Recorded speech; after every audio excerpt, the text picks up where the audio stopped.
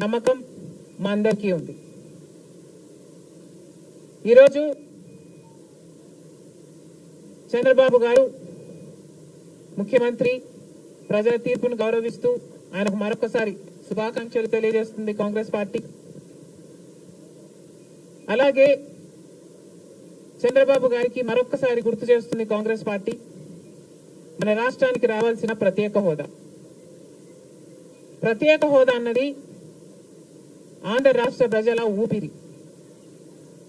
10 సంవత్సరాలుగా మోడీ గారు BJP party ప్రత్యేక హోదా విషయంలో ఆంధ్ర రాష్ట్రాన్ని ఆంధ్ర ప్రజలను మోసమే చేశారు.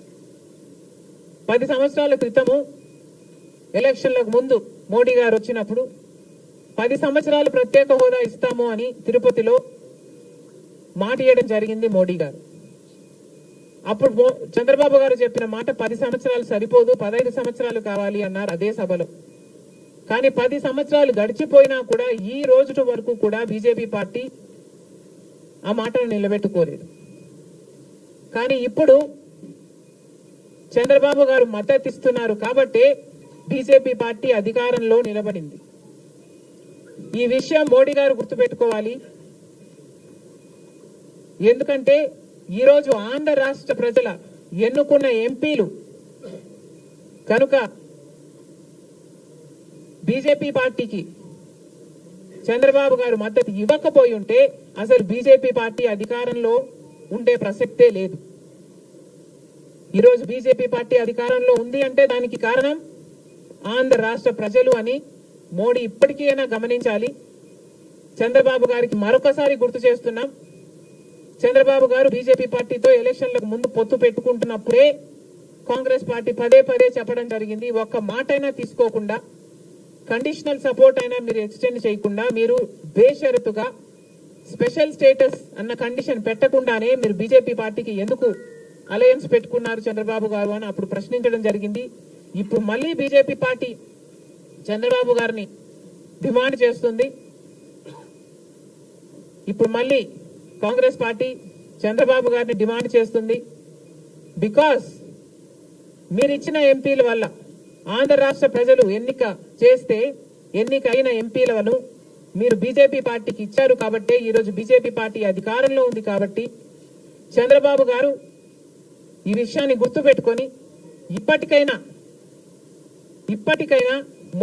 మొండి పట్టైనా సరే స్పెషల్ స్టేటస్ అన్నది ఆంధ్ర రాష్ట్రానికి అవసరం కాబట్టి ఇప్పటికైనా స్పెషల్ స్టేటస్ మీద చంద్రబాబు గారు సీరియస్ గా వర్క్ చేసి ఇది సాధించుకు రావాలి అని కాంగ్రెస్ పార్టీ ఆంధ్ర రాష్ట్ర ప్రజల తరఫున డిమాండ్ చేయడం జరుగుతుంది. ఒక స్పెషల్ స్టేటసే కాదు, పోలవరం ప్రాజెక్టు కూడా ఉంది. పోలవరం ప్రాజెక్టుకు చంద్రబాబు గారు 2 రోజుల క్రితం వెళ్లడం జరిగింది. నిజానికి పోలవరం ప్రాజెక్టు రాజశేఖర రెడ్డి గారి ఆలోచన. 2004లోనే రాజశేఖర రెడ్డి గారు 10,000 కోట్లతో 20 లక్షల ఎకరాలకు నీళ్లు ఇవ్వాలి అని తలపెట్టిన ప్రాజెక్టు పోలవరం ప్రాజెక్టు. రాజశేఖర రెడ్డి గారి హయాంలోనే కుడి ఎడమ కాలువలు పూర్తి చేయడం జరిగింది. ఆ కాంగ్రెస్ హయాంలోనే 4,500 కోట్లు అంటే దాదాపుగా 40% పనులు పూర్తి చేయడం కూడా జరిగింది.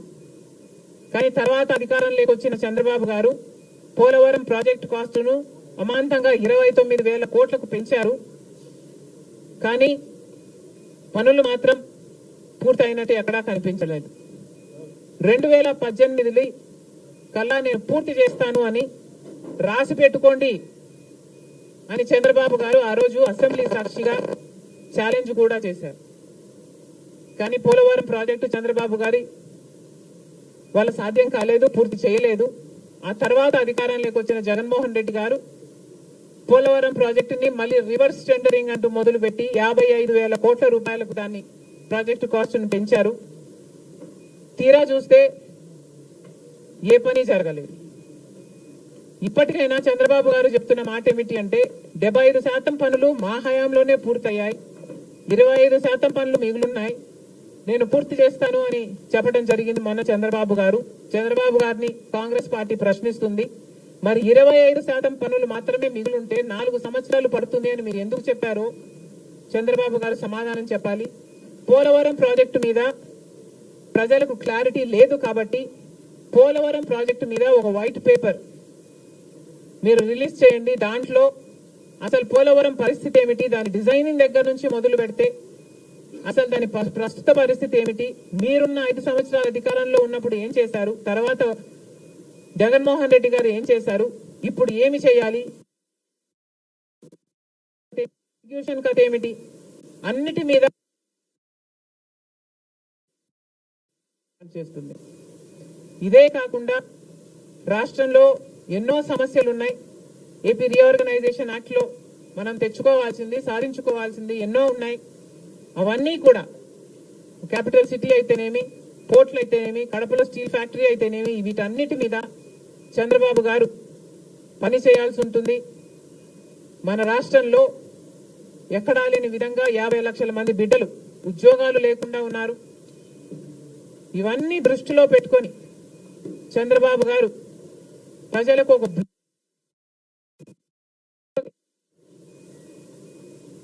బాగుంటుందని కాంగ్రెస్ పార్టీ భావిస్తుంది. ఇదే కాకుండా చంద్రబాబు గారు సూపర్ 6 ఈ గ్యారంటీలతో చంద్రబాబు గారు ఎన్నికలకు వెళ్లారు. దీంట్లో యువతకు 20 లక్షల యువత వరకు ఉద్యోగ అవకాశాల కల్పన కల్పిస్తామని చెప్పారు. లేదా 3,000 రూపాయలు ప్రతి నెల ప్రతి నిరుద్యోగికి నిరుద్యోగ భృతి ఇస్తామన్నారు చంద్రబాబు గారు. అదే కాకుండా స్కూల్ కు వెళ్లే పిల్లలకు ప్రతి విద్యార్థికి 15,000 రూపాయలు సంవత్సరానికి ఇస్తామని చెప్పారు. ప్రతి రైతుకి 20,000 రూపాయలు ఆర్థిక సహాయం ఇస్తామన్నారు. ప్రతి మహిళకు నెలకు 1,500 ఆర్థిక సహాయం, అంటే ప్రతి మహిళకి కూడా ఒక పెన్షన్ లాగా 1,500 ఇస్తామని చంద్రబాబు గారు మాటిచ్చారు. మహిళలకు ఉచిత బస్ ప్రయాణమే కాకుండా ఏడాదికి 3 గ్యాస్ సిలిండర్లు కూడా ఉచితంగా ఇస్తామని చంద్రబాబు గారు సూపర్ 6 లో ఇవ్వడం జరిగింది. ఇవన్నీ కూడా చంద్రబాబు గారు దీని విధి విధానాలు ఏమిటో, మొదలు పెట్టే తేదీ ఏమిటో వీటి మీద కూడా చంద్రబాబు గారికి స్పష్టత ఇవ్వాల్సిన అవసరం ఉంది. ఇవన్నీ ఎందుకు చెప్తున్నాము అంటే మన రాష్ట్రము మిగతా రాష్ట్రాల్లాగా కాదు. మన రాష్ట్రము చాలా వెనకబడి ఉన్న రాష్ట్రం. వెంటనే పని చేయాల్సిన అవసరం ఉంది కాబట్టి మేము చంద్రబాబు గారిని, మన రాష్ట్రము ఒక స్పెషల్ చైల్డ్ కి కావాల్సిన నీడ్స్ మన రాష్ట్రానికి ఉన్నాయి కాబట్టి కనీసం మీరు ఇప్పుడే గెలిచారు, ఆ విషయం మాకు కూడా తెలుసు. కానీ హనీమూన్ పీరియడ్ కూడా మీరు తీసుకునే పరిస్థితి లేదు. వెంటనే పనిలోకి దిగాలి, ఇవన్నీ చెయ్యాలి, మొదలు పెట్టాలి అని కాంగ్రెస్ పార్టీ చంద్రబాబు గారికి సూచిస్తుంది. అంతేకాదు కాంగ్రెస్ పార్టీ తరఫున మేమందరం కూడా ప్రజల పక్షాన నిలబడుతూనే ఉంటాం.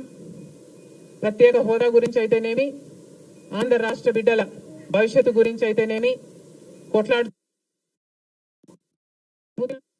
వైఫల్యాలను ఎత్తి చూపుతూనే ఉంటాం. ఒక కన్స్ట్రక్టివ్